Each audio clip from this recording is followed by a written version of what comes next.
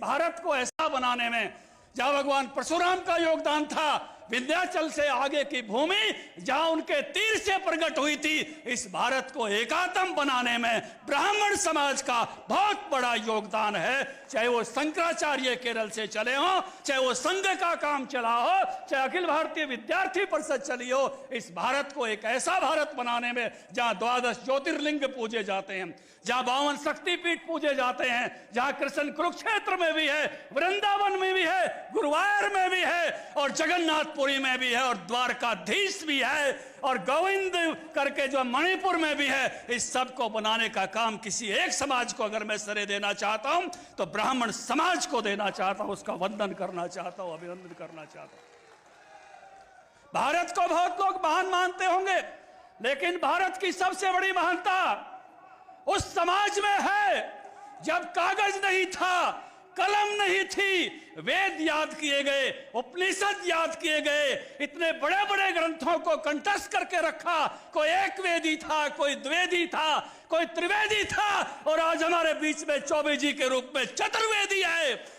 इस परंपरा को शायद दुनिया में कोई ऐसी मिसाल नहीं होगी जिस समाज ने हजारों साल तक ज्ञान को याद रखा, और उस ज्ञान को याद रखा जिसने दुनिया में घोषणा की कि किसी भी रास्ते से आओ मेरे तक आते हो, और उस ज्ञान को हमको बताया कि ये ज्ञान ऐसा ज्ञान है कि हम किसी किताब पर इसको रोकते नहीं है। कोई समाज 2000 साल 2500 साल पहले रुक गया, कोई 1500 1600 साल पहले रुक गया। मेरे ऋषि ने कहा चरैवेति नेति नेति, जितना ज्ञान था मैंने दे दिया, अब अपने ज्ञान के प्रकाश में आगे बढ़ो। आत्म दीपो भवय, आत्म दीपो भवय। ऐसे समाज को मैं नमन करता हूं, सारा हरियाणा उनको नमन करता है। हरियाणा दादा कह के बुलाता है। आज जो ये दादाओं के प्रतिनिधि उपस्थित हुए हैं, मेरा वंदन है, अभिनंदन है।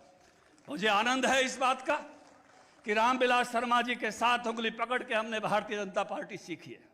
मुझे आनंद है इस बात का कि मेरे संसद में हमारे साथी चाहे रमेश कौशिक जी हों, डॉक्टर अरविंद जी हों, वो बहुत अच्छा काम संसद में कर रहे हैं, चाहे डीपी वत्स जी हों, और मूलचंद जी तो मेरे साथ किसान मोर्चा में काम करते हुए आगे बढ़े हैं, और वो भी आज बहुत अच्छे मंत्री के रूप में सारा काम संभाले हुए हैं।